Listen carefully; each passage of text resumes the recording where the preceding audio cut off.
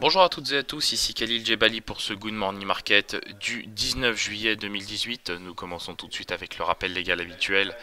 XTB France informe les participants que la présentation à venir et les informations qui vont être dispensées ne constituent pas en aucune manière une sollicitation ou incitation à acheter ou vendre des produits financiers. Voilà, nous commençons tout de suite avec le calendrier économique de ce jeudi. Et vous le voyez, hein, la séance débutera effectivement, d'un point de vue statistique, avec les ventes au détail du mois de juin au Royaume-Uni.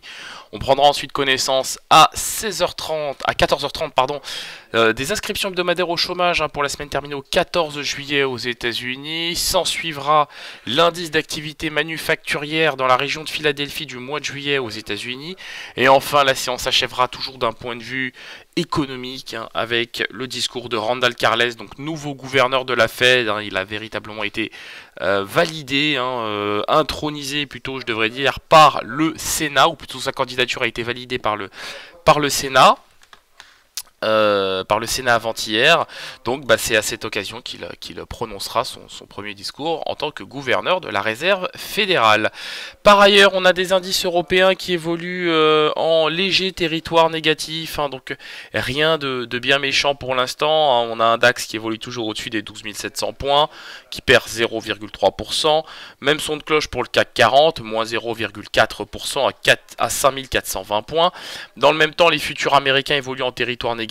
En Asie, c'est pas très bon ce qu'on a eu, hein, c'est même très négatif, en raison du yuan, hein, qui a rallié un plus bas de 1 an face au dollar américain.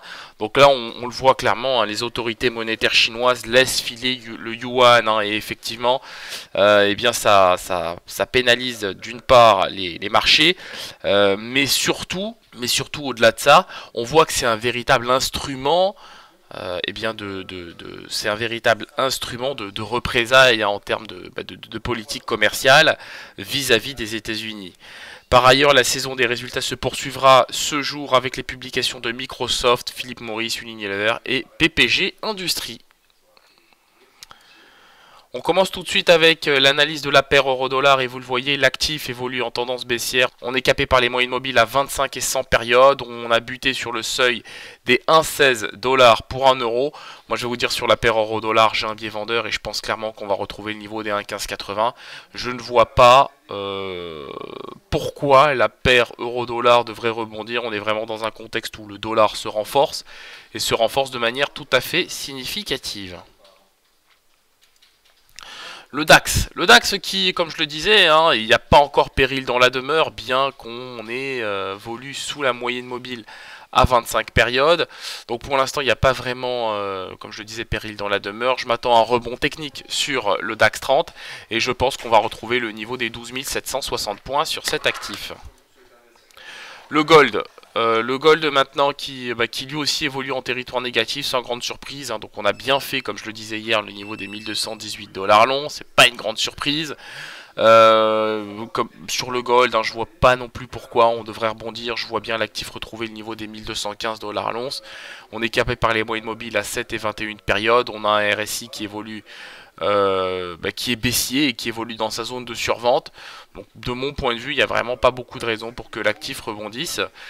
On a même des raisons pour continuer la correction, hein, sur le gold. Donc pourquoi pas le niveau des 1215 $ l'once pour aujourd'hui. Sur le WTI, donc le département de l'énergie américain a fait état d'une nette augmentation des stocks de brut de 5,8 millions de barils pour la semaine terminée au 13 juillet. On a les stocks d'essence qui ont diminué de 3,1 millions de barils. Les stocks de produits distillés se sont, eux, contractés de 371 000 barils.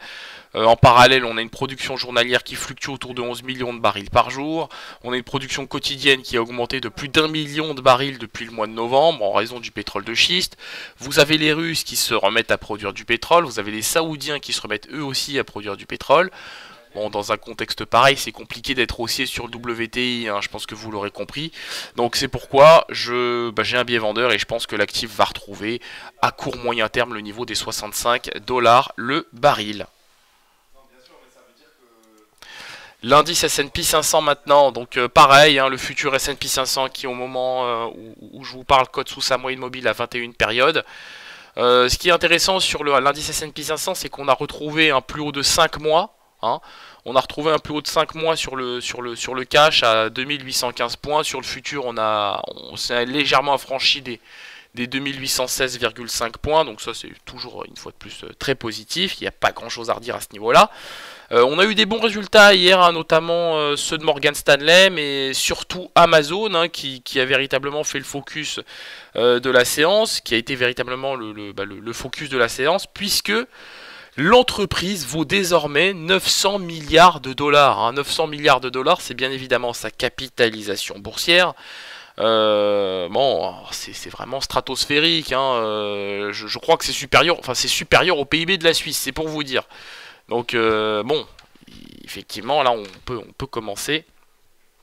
C'est le PIB de la Suisse et c'est la moitié du PIB français et italien. C'est pour vous dire. Hein. Amazon, hein. On parle d'Amazon seulement. Donc effectivement, dans un contexte comme celui-ci, bah, c'est compliqué d'être baissier sur les indices. Là, à court terme, on a un indice S&P 500 qui est pénalisé par l'évolution des marchés asiatiques, hein, puisque les marchés asiatiques ont terminé en territoire positif. Maintenant, on reste sur des niveaux de valorisation qui sont tout à fait honorables. Hein, donc 2810 points. On est vraiment, on est vraiment très bien qu'à court terme, on ait des velléités baissières, hein, puisque les prix sont capés par les moyennes mobiles. La moyenne mobile à 21 périodes. Nous terminons avec le Bitcoin.